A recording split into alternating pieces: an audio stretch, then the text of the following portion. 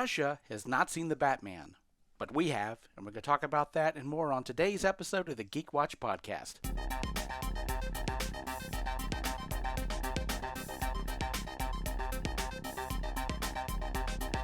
This is the Geek Watch podcast with Brian Hatcher and Mandy Petrie.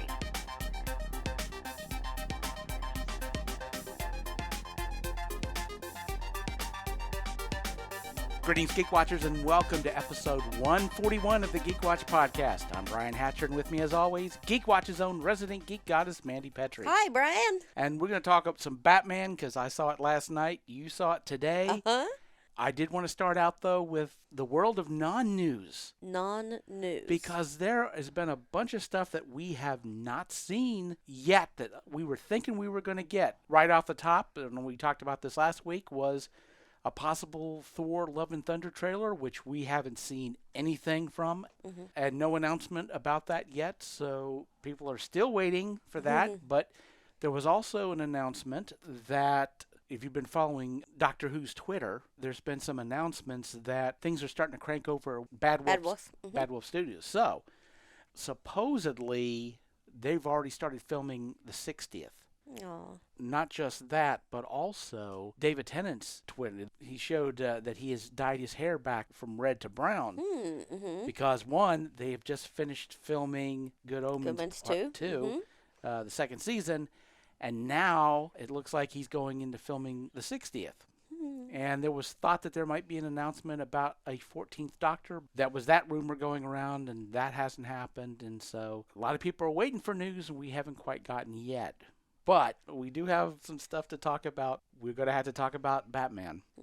You're fresh off of this already, so you just seen this. So what did you think? Oh, I absolutely hated it. Oh, did you? Of course not. I loved it. I absolutely loved it. My rose-colored geek glasses are just in full force. Brian, I don't even know where to begin talking about this. And I guess one of the most basic things about watching this Batman movie, and it's something that really got me, was the use of window panes and door frames and stair rails. This looks the most like a comic book. Like you're looking at comic book frames without being cartoony.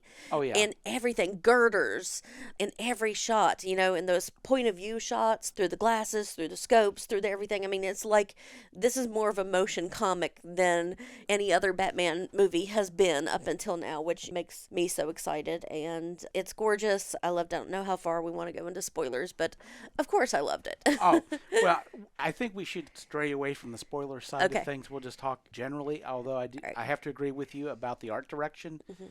A lot of the buildings, especially the interiors, are very Gothic revival. Yep. They're stunning in their design. You do get that feeling of it's an old city, and with the history of Gotham, it's a corrupt city, and they really play deeply into that. And this feels like it's going to be a David Fincher film. It really is. I mean, it shows its inspirations because it really does feel like that David Fincher film. Like, it certainly feels like Zodiac. And it does feel like a real Batman. Now, of course, everybody talks about gritty Batman, but this is a lot more to me than just a color palette, you know, that's shaded a little darker. There is a veritas to this character. It really feels like here is a rich guy in a costume fighting a legit crazy person. It feels really real, and in some places, painfully real. Uncomfortably real. Now, being a reviewer, you know, you got to complain about something, so I'm going to complain about something. Okay. One thing about the movie, we are dealing with a superhero, and we're dealing with a superhero with a secret identity. I don't see how anybody could not know that Bruce Wayne is Batman. Right. Now, given throughout the movie, we really don't get much Bruce Wayne. That's I mean, true. even when he is Bruce Wayne, he's acting Batman. He's where he is. We don't get, sorry guys, spoiler free. We don't get a lot of Bruce Wayne, so we don't get to see that part of him. You know, this is POV Batman right now. Oh, yeah. I would say almost to the point of being slightly annoyed. Anytime anyone was like, we don't know who Batman is, I'm like, how? Have you never met Bruce Wayne? This guy is obviously Batman. And this is not really a spoiler because this was in the trailer, but there is a funeral that takes place in a church. and there are a bunch of people there. And if you look over the crowd, Bruce Wayne is the most Batmanist looking thing in this entire crowd of people. There's not even a close second. He is obviously the Batman. And keep in mind, these are people who are dressed for a funeral. He is the most Batmaniest looking Bruce Wayne I've ever seen in my life. It was a shock to me that anybody didn't just go, there's a guy running around as a bat. That's got to be Bruce Wayne. Have you ever seen this guy? That's obviously, it's got to be, nobody else would do this but Bruce Wayne. This mopey, emo-looking Bruce Wayne. It didn't make me as mad as I'm kind of playing this off. Yes. It was a very, very minor thing, but like I said, it certainly didn't ruin anything in the movie. But, I have to complain about something. If you're going to review a film, I got to complain about something. I guess I'll complain about that. I guess I would complain about the lack of diverse Halloween costumes in Gotham City. Because, all that burlap and kind of onion head looking things. We don't have any members of the Justice League, kids dressed up or anything for Halloween. It's all kind of creepy burlap sacks, for Halloween. Yeah, it looked very like vintage Halloween. Like if you saw the old, like in the 40s and 50s Halloween costumes. Yes. It was very much of that vein. Yeah, I guess maybe the Justice League is just too colorful for Gotham. Yeah, I love so much, even with the darkness of the film, the callbacks to the 1960s TV show. Which one? Okay, well, Shakespeare for one. Oh yeah, Shakespeare and the Ringing Phone right beside each other. Oh yeah. Yeah, and then the Batmobile, of course. There it is. I was like, oh, that was like my Batmobile. That's one thing I do have to talk about. I do need to talk about the Batmobile, and I don't figure there's going to be a spoiler. This is, of course, in the trailer too. You see the Batmobile. One thing I love about the Batmobile, of course, this is a new Batman, and he's very much leaning into the idea of being fearful and plays into that really well. And the Batmobile is scary. Yeah. It's like Christine. It's like the Headless Horseman, and they're all looking at it. Yeah, yes. Like the car. This thing squeals like a demon. Batman doesn't drive the Batmobile. He possesses it.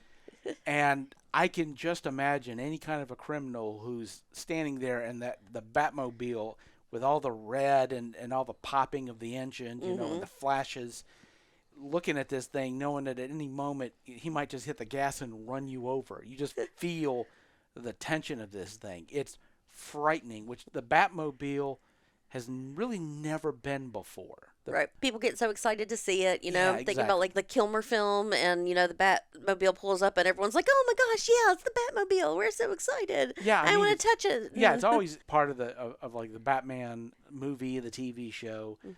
But this is like the first time where the Batmobile has been something not only do I feel is very appropriate for the character of Batman, but really something that is literally frightening. Something that, as a criminal, you would not want to see coming at you in a dark alley.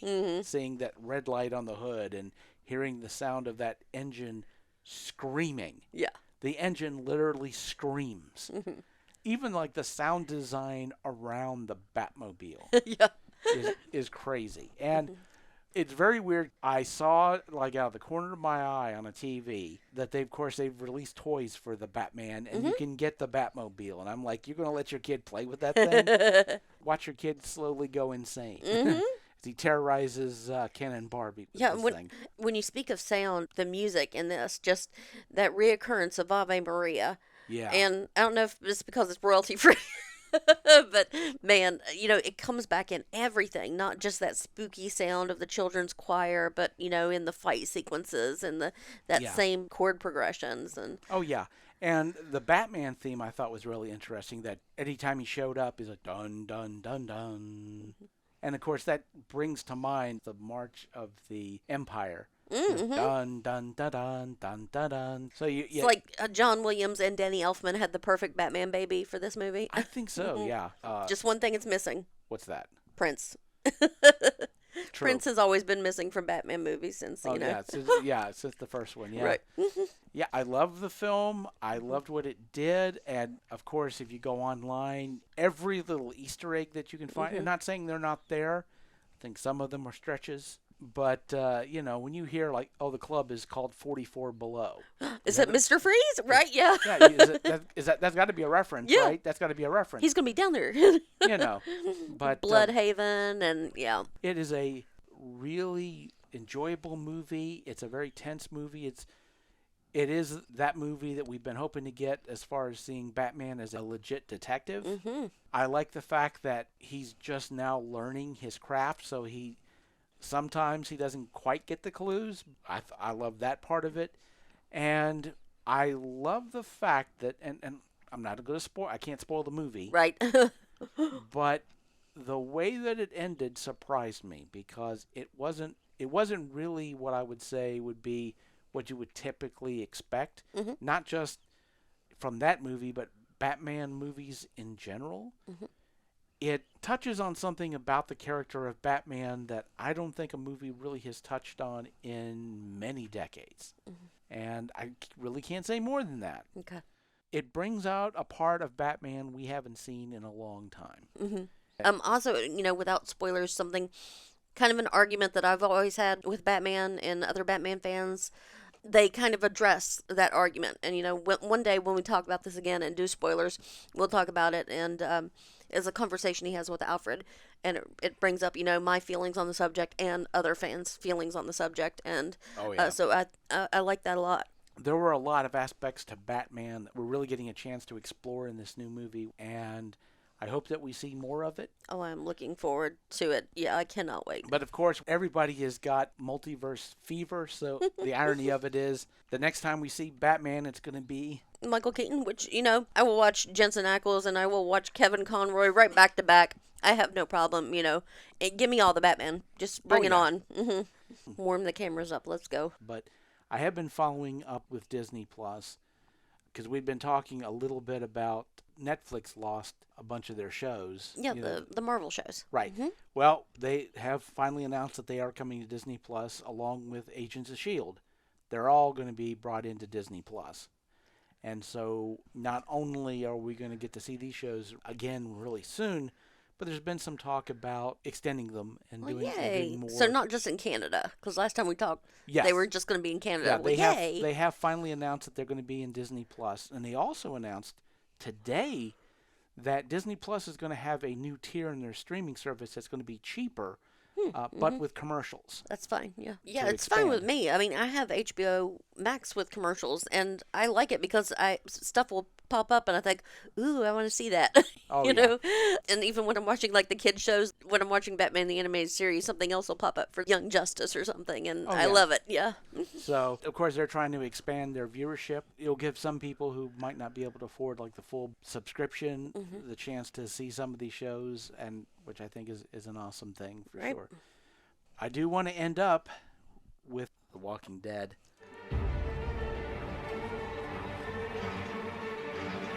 Which last Sunday, if you, unless you've got AMC Plus, of course we've seen they've already released the second episode on AMC, and of course the third episode of this new trimester, as I guess we're calling it now, has come out already. And again, I want to completely avoid spoilers, and I don't want to really talk about the third episode quite yet. Okay. The second one is more leaning toward, as you can imagine, the Commonwealth and some of the really kind of messed up things that are going on there. And again, without going into a lot of spoilers, we're seeing, because we talked about this last week, the change in Maggie's character.